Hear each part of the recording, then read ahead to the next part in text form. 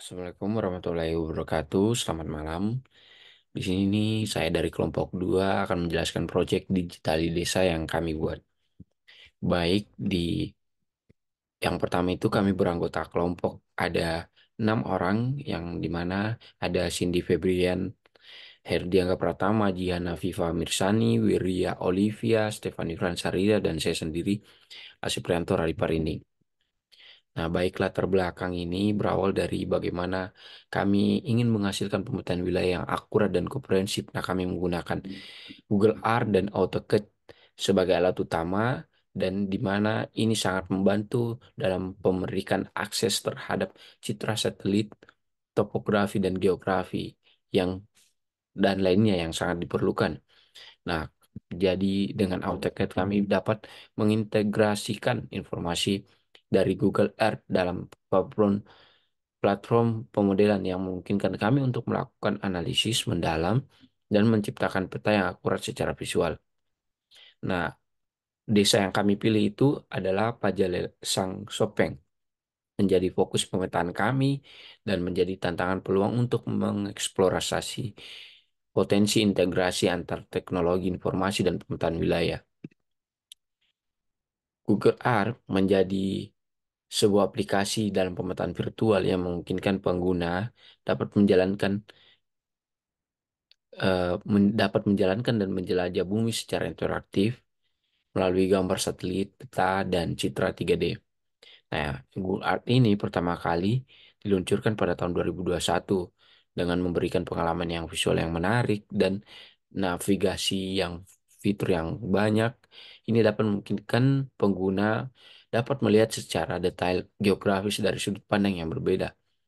Ya, ini juga menjelajahi, kita dapat menjelajahi bangunan, landmark terkenal, serta melacak perubahan geografis dari waktu ke waktu. Aplikasi juga, aplikasi ini juga tidak hanya dapat digunakan untuk keperluan pribadi, namun dapat eh, kita manfaatkan dalam bidang pendidikan, penelitian ilmiah, pemetaan geografis, dan pengawasan lingkungan. Nah, AutoCAD itu dirancang oleh Autodesk.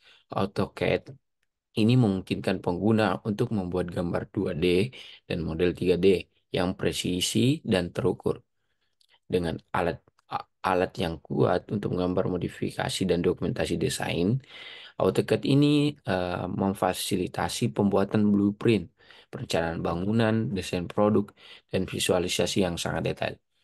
Dengan AutoCAD yang memiliki fitur sebagai alat yang pengukuran yang tepat, ini membuat tata letak yang kompleks serta integrasi dengan perangkat lunak lain dapat menunjang kebutuhan profesional dan menciptakan solusi desain yang inovatif.